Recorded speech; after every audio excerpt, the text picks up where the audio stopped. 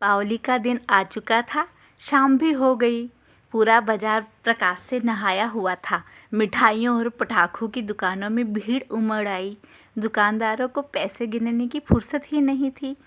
ऐसा लग रहा था जैसे कोई विश्व प्रसिद्ध मेला लग गया हो। राम मिठाई लेने के लिए बाजार आया। मिठाई वाले से मिठाई खरीदने के बाद जैसे ही जाने के लिए उसने आगे पेड़ बढ़ाया, पैरों के नीचे उसे कुछ है महसूस हुआ।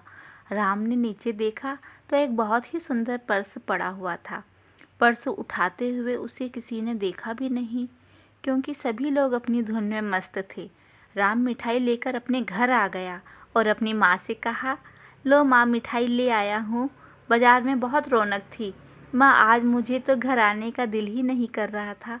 राम अपने कमरे में जाकर पॉकेट से मिला हुआ पर्स निकालता है और उसे खोलकर देखता है तो उसमें हजार हजार के कई सारे नोट थे। राम ने सोचा, पता नहीं यह पर्स किसका होगा। वो आदमी कितना परेशान हो रहा होगा। आज त्योहार के दिन ऐसा किसी के भी साथ नहीं होना चाहिए। राम की माँ कमरे में आई। राम के हाथों में पैसों से भरा पर्स देखकर पूछने लगी, इतने सारे रुपए राम तुम कहाँ से लाए हो? यह किसका पर्स है? माँ अभी पूछ ही रही थी कि पीछे से राम के पिताजी भी आ गए। राम के पिताजी ने भी राम से वही प्रश्न किया कि बेटा, ये इतने सारे पैसे तुमको कहाँ से मिले? राम ने माता पिता को पूरी बात बताई। माँ ने राम को कहा, आज दीपावली है बेटा, माँ लक्ष्मी तुझ पर प्रसन्न हुई है। अब चल तैयार हो जा, पूजा का समय हो चुका है। पिताजी ने भी माँ की हाँ में हाँ मिलाई और माँ ने कहा, ये पर्स मिलने की बात तुम किसी को मत बताना, तू रख ले, ये लक्ष्मी जी का प्रसाद है तेरे लिए। पर राम को माता पिता की बात बिल्कुल पसंद नहीं आई और राम ने कहा और वो पर्स लेकर बाहर चला गया। माँ आवाज़ लगाती रह गई, राम रुको राम, कहाँ जा रहे हो? मैं इस पर्स को उसके मालिक को लौटाने जा रहा हूँ।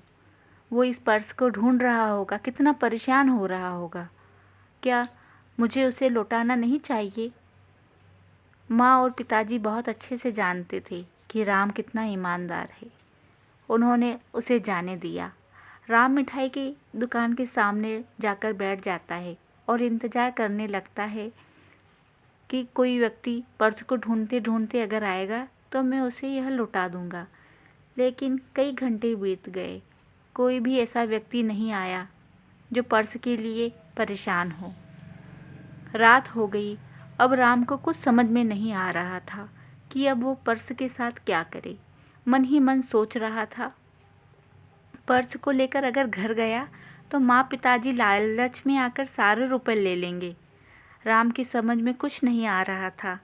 उसने पर्स को लेकर थाने में जमा करा दिया और वह घर आ गया और थानेदार को उसने सारी कहानी बता दी थी और अपना नाम और पता भी लिखवा दिया था। एक दिन थानेदार का राम को फ़ोन आया। कहा, बेटा, इस पर्स के मालिक को ढूंढने के लिए हमने कई प्रयास किए, पेपर में नोटिस दिया, समाचार पत्र में भी निकलवाया, रेडियो में भी प्रचार कराया। हमारे सारे प्रयास असफल हो गए। अभी तक इसके मालिक का कोई पता नहीं चला। अब इस पर्स को तुम अपने साथ ले जाओ और इसमें रखे रुपयों को अपने ऊपर खर्च कर लेना। पर राम ने थानेदार की बात मानने से इनकार कर दिया और कहा, ये किसी और का धन है थानेदार जी, किसी और की कमाई गई संपत्ति में मैं अपना कोई भाग नहीं समझता। आपकी संपत्ति वही होती है जिसे आपने अपनी मेहनत से हासिल किया हो, अन्यथा ऐसा धन आपकी उन्नति को दुर्गति में बदल देता है। थानेदार राम की बड़ी बड़ी बातें सुनकर दंग रह गए। हाँ बेटा, तुम तो बहुत ईमानदार हो, अब तुम ही बताओ इसका क्या करें? राम ने कहा, इस धन को गरीबों में बांट दें आप, ताकि गरीबों की दिल से निकलने वाली दुआएं धन के मालिक का कल्याण करें। धन्यवाद। अगर स्टोरी अच्छी लगी हो तो लाइक करें और चैनल पे नए हैं तो सब्सक्राइब करें।